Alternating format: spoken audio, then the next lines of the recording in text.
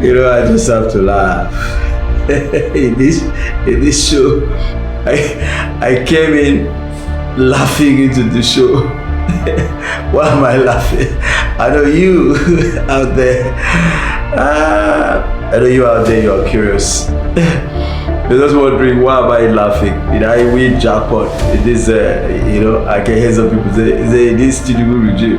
People see the laugh again. Well, people are still laughing. At least I am a testimony. All right, so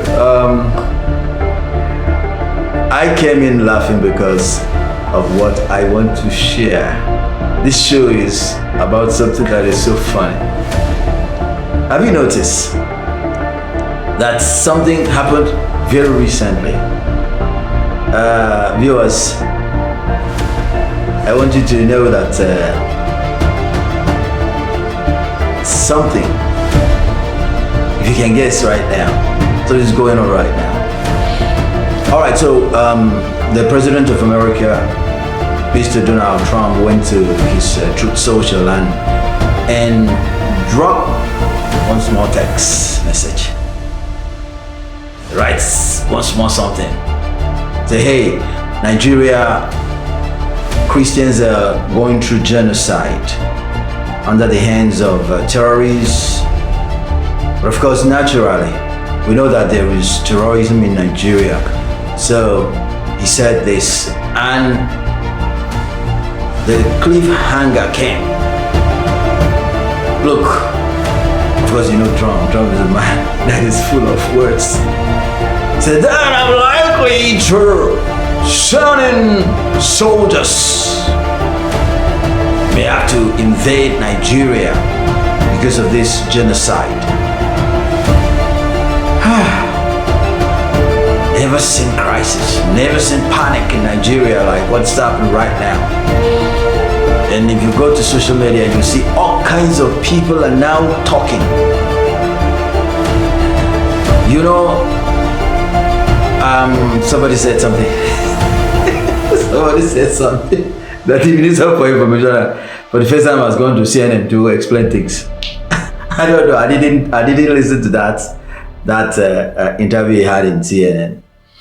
It was that the Minister for Information, I'm not sure I remember his name. Since Lai Mohammed left, I thought that position is vacant. Nobody did it anymore. Because I've never heard the Minister for Information. So I learned he went to CNN. So Donald Trump has dropped a bombshell. You know, even as I'm talking now, so you're watching me, you can just quickly go and comment about what you think. So there's panic in Nigeria right now. Government officials are talking, different kinds of people are talking. Some people are threatening, even Dukubo Asari, I think I read something like that in the news. He said, look, hey, American soldiers, if you come, you meet your Waterloo. Something like that. Different people are talking in the north, some in the south. Well, while some people are saying, oh yes, it's good, let the American soldiers come. I was reading what Boala said. Boala is one of the special assistants to Mr. President. Remember, Boala is a man that used to be in PDP and was suddenly after Tinubu won, he began to defend Tinubu. So people say, hey, this man said, fully they look forward to chop. Well, it wasn't surprising when he became an SA to Mr. President. So he came out to say that, look, America, be careful, watch yourself, don't make that mistake to say you want to come to Nigeria. What are you coming to do in Nigeria? Don't you know that Nigeria is a sovereign nation? Then gradually began to support that. When they slow down, small, say, well, you see, there's nothing wrong with America coming to help us. After all, we've been fighting terrorism. We are partners. So his point in summary is, look, if America is coming in, they've got to inform Nigeria, let's do this thing together.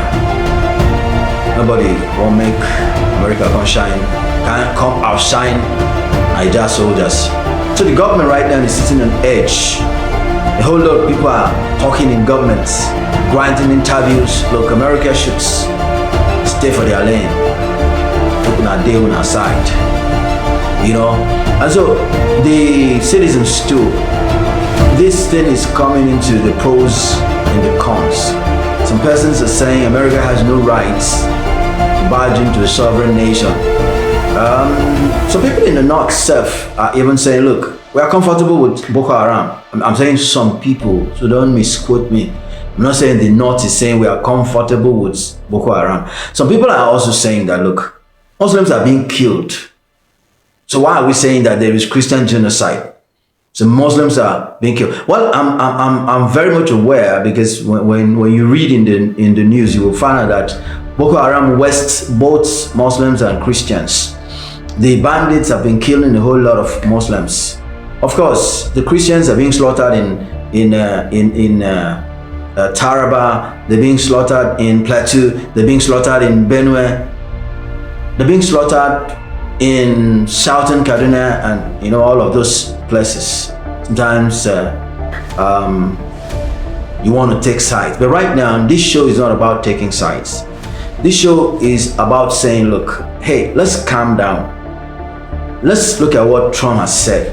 Now, remember, before Trump said this, there was this senator that started this whole thing in American Senate that was complaining that Christians are being slaughtered in Nigeria and that the president is not doing something about it. Well, a Muslim ticket, sometimes you come with you're going to come up with sentiments that's if you're not a Muslim, you're going to come up with a sentiment that they've turned the other side. You understand? I remember when the Vice President Shetima went to United Nations and was talking about Gaza, and some people say, hey, go fix your home, go back and fix your home. Look, insurgency is affecting both Christians and Muslims, and I'm not here to speak for the Christians or for the Muslims, but I'm here to say something very important. What I'm here to say is that, look, Trump has said this thing. Should that not wake us up? I mean, it's not funny to hear that in Plateau State you find a whole village being wasted.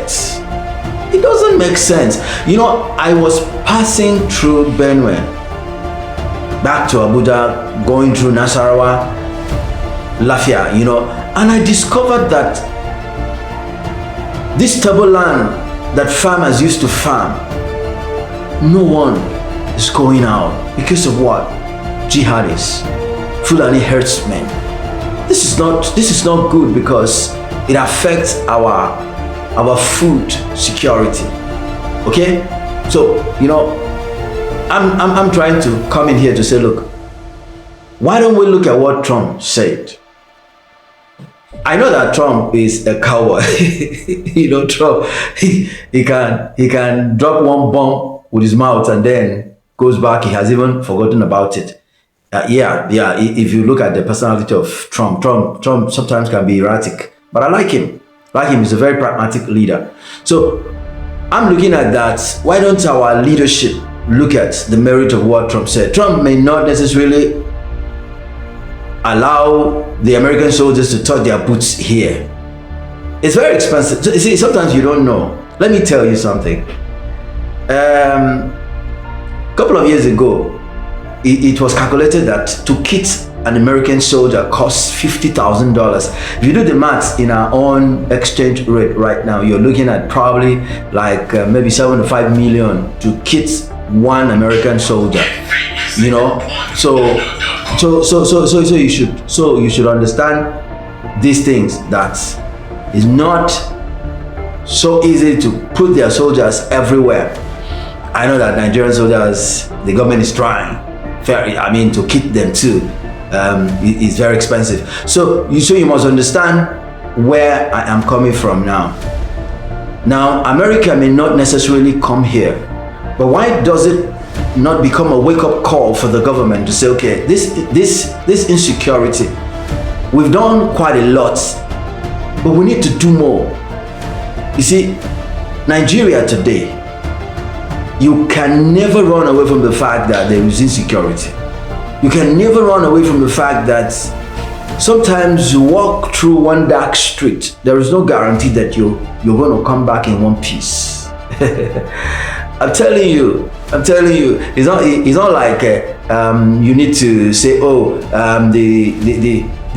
we need to hide the truths from the government. No. The government is trying. And I saw that recently there was a change of the CDS and a couple of other service chiefs, okay, redeployed and all of that. That's reshuffling. Yes, I think it was just to be able to restructure the army properly. So, or not necessarily the army alone, the entire military. So, but why don't we look at what Trump said and then decide to take more steps? You know, we can't allow Boko Haram to continue.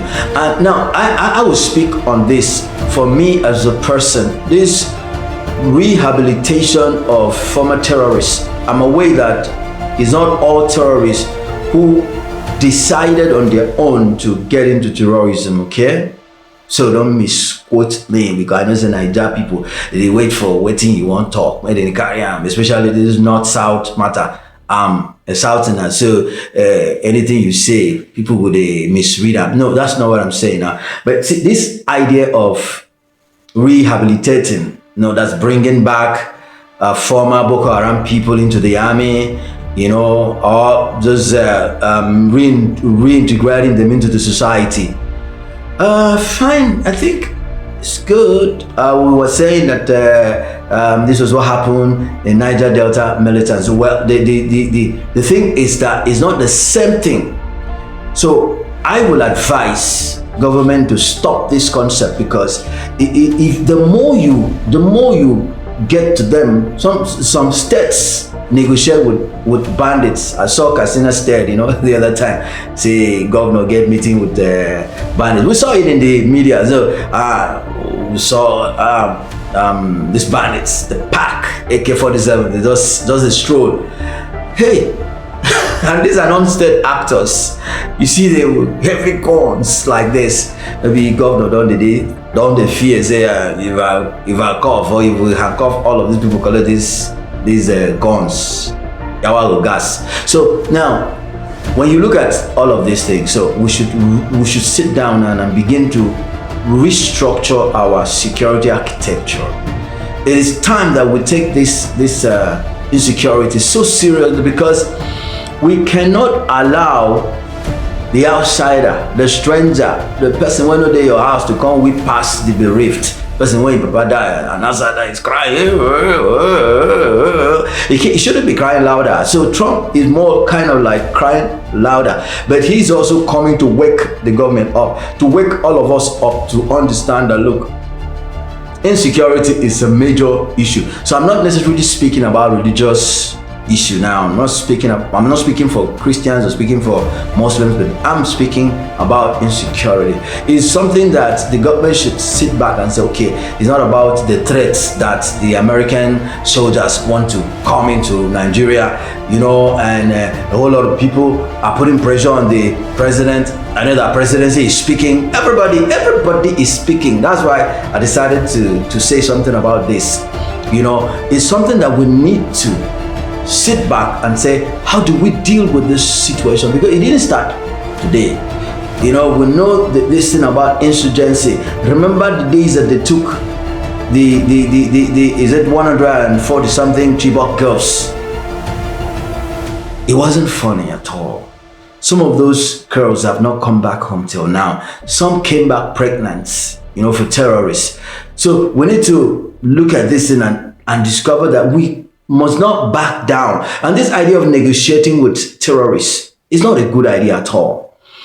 Negotiating with bandits is not a good idea at all. Rehabilitating them, whatever way you want to do for some of these people who that, okay, they were forced into this insurgency. Boko Haram goes to a particular village they harass those people, threaten them, and take away all the men and force them. Yes, there are people that were forced like that. I'm sure that those are the categories of people that government is dealing with. But then it's also sending the wrong message. Much as the intention is great, it's wonderful, it's also sending the wrong message that, okay, if I join these people, I can be rehabilitated, I can be brought into the army, or I can even be given a scholarship or something. So let me go, join myself, kill people, do all sort of evil things, and then when I escape, I will be given amnesty. It's not a good idea. See, we must apply fire for fire, because these bandits, they don't care. They don't care. It's all about self-preservation. Now they have come to the level of entitlements. They feel it's their rights. Okay, the national cake, we are going to take it by gun. Point a gun at somebody's head and say, hey, if you don't give me this amount, we're going to blow you up. So we find kidnappers kidnapping people, and it all started from the terrorists. The terrorists were kidnapping people and doing all kinds of things. So the fear of Trump is great, but let the fear make us sit up. Let the fear make the government sit up, rather than trading words saying America has no right to come here. I've even listened to some people on social media who are saying that, yes, this is how the British came in, you know, and began to rule over us. Americans want to come in and dominate us and rule over us. They don't even need to do that now. You're not a member of IMF. Is Nigeria not owing IMF? Is Nigeria not owing World Bank? So why would they even want to come in? And you see, nobody these days, control is not by physical presence. Does America have a base here? So it's not by physical presence, it's by economic dominance, control. After all, let's face it, every day, our leaders, they travel, go abroad. They are running there. So what is the point about saying that America wants to come and control us? So my word is this: let the government look at what Trump has come to raise, the awareness. Fine. There are a lot of Nigerians who have been killed by insurgents. There are a lot of people who have been killed by bandits, you know, thieves. There are a lot of people who have been kidnapped, who've lost their loved ones through kidnapping. There are a lot of people, you know, who have lost their this thing through what you call armed robbery and so many things. So it's time for us to really sit down now and say, we want to deal with this insurgency, we want to deal with terrorism, we want to deal with all these people, so that farmers can go back to farm. You understand me? So we need to do this. We need the government to come sit back. Forget about what Trump said. No soldier is coming here to invade anywhere. But let the government sit down and truly look at how they can reinvent security. Yes, Nigerians want to be sure that they are safe at night. You know, investors, when they hear that Nigeria is a safe haven for investment, they will come in and our economy will blossom again. So this is what I am advising the government to do. Let's stop all these make we tear ourselves apart. You know, let's forget about the fear. You know, let's forget about the rage. Make we know the vex. Make we know the scatter ground everywhere. Government officials are speaking. Some citizens are speaking. You know, here and there. So much noise everywhere.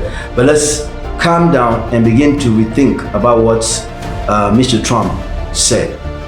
Okay, this is something that is so very, very important. I'm sending this message to the government. I want the government to sit back and really look at strategies. Let the military now begin to reinvent their strategy to deal with terrorism and all this criminality.